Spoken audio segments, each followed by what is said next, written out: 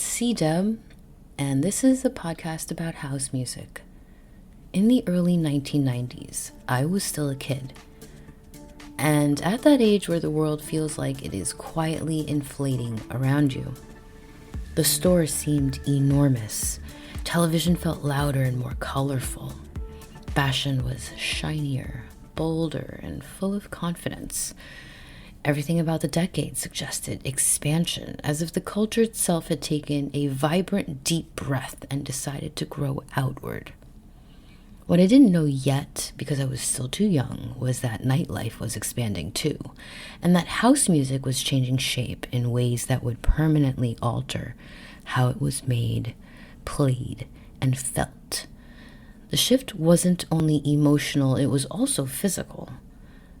The rooms were getting larger, the sound systems were more powerful, and DJs were suddenly being asked to solve a new problem while the night was already in motion. How do you preserve intimacy when the space itself keeps getting bigger? In those early years of the decade, New York was still the laboratory where that question was being worked out in real time. Chicago had built the foundation of house music, but New York became the place where it tested under pressure, where scale introduced new challenges and demanded new forms of care. Bigger rooms meant sound behaved differently, records behaved differently, and bodies behaved differently too. DJs had to learn how to manage all of that at once, often without knowing yet what the rules were. At Sound Factory, the DJ booth was still rooted in vinyl culture. 2 turntables and a rotary mixer formed the core of the setup, with no screens to rely on and no safety nets to catch mistakes. The booth itself was modest in size, but the room it fed was not, and that imbalance forced DJs to think beyond simple selection. DJs like Junior Vasquez became known not for excess, but for his restraint. Dancers from that era consistently describe a similar sensation when they talk about those nights. Junior did not rush towards release. Instead, he held it back, letting bass emerge slowly and transitions unfold so gradually that a new record could enter the mix without being consciously noticed. What people felt instead was a subtle shift in temperature, a change in emotional pressure that accumulated over time. From the DJ's perspective, this approach required intense technical discipline. Gain had to be managed so the system didn't exhaust itself too early. Frequencies needed shaping so dancers could last for hours without burning out.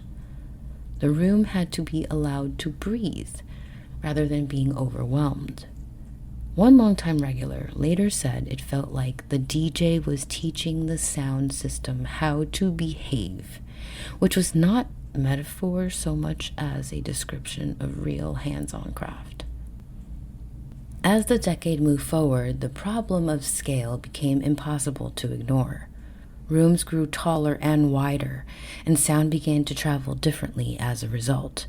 Bass took longer to land. High frequencies scattered. Reverb lingered in the air. Mistakes no longer disappeared into the crowd, but echoed back through the space, demanding attention. DJs could no longer rely on instinct alone. They had to evolve. When Twilo opened, it marked a clear turning point in how house music was experienced. Twilo was not just larger than what came before. It was an acoustic environment that required constant adjustment and awareness.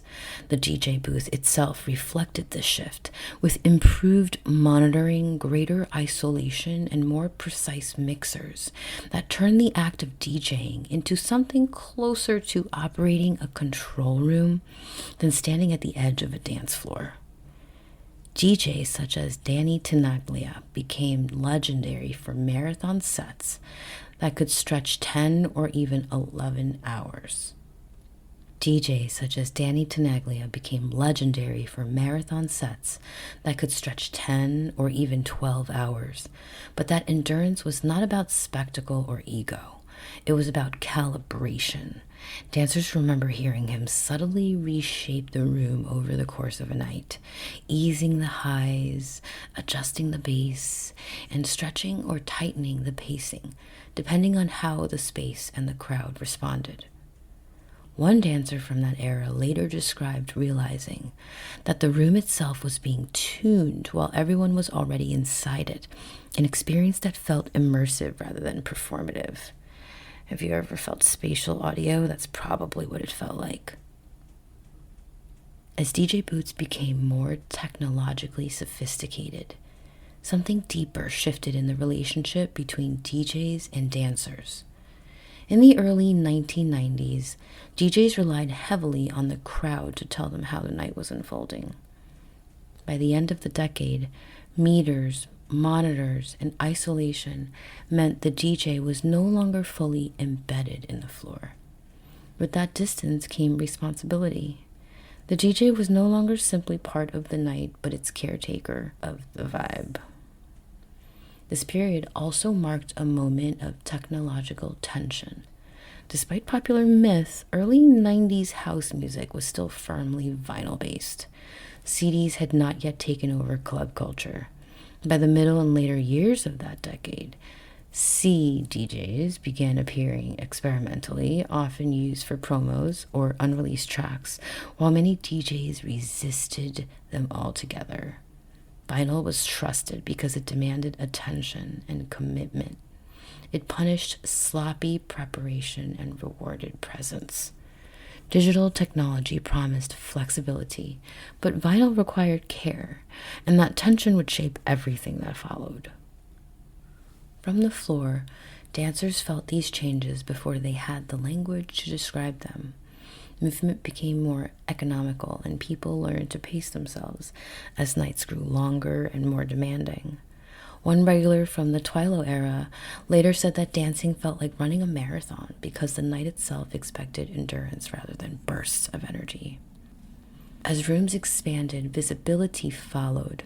At places like Limelight, one of my personal faves, house music became more theatrical and more watched, drawing fashion crowds, media attention, and celebrity presence. People remember seeing figures like Madonna, Naomi Campbell, and Grace Jones on the floor, not as spectacles, but as participants moving through the same sound as everyone else. They were just like one of us. From the DJ's point of view, however, the shift was unmistakable. Once a room reaches a certain scale, you are no longer playing only to people. You are playing to architecture, to air, to the physical reality of the space itself. While New York DJs were solving these problems night after night, others were listening closely. Across the ocean, young DJs studied tapes, imports, and stories, paying attention not just to tracks, but to pacing and emotional control. Artists like Tiesto were learning how long a feeling could last and how intimacy might survive amplification without collapsing into spectacle. The early 1990s did not simply make house music bigger. They trained DJs to think in systems, in space, in time, and in bodies moving together over longer hours, very much like the Balearic movement we covered in a previous episode. So before laptops, before festivals, before digital sync, there was a DJ in a booth, a massive sound system humming, and a room learning together how big intimacy could become. Next time we'll follow what happens when this knowledge leaves New York completely, when Ibiza, Europe, and eventually the mega club era carry this craft into global scale. For now, stay here, in the booth, in the room, and keep the beats alive.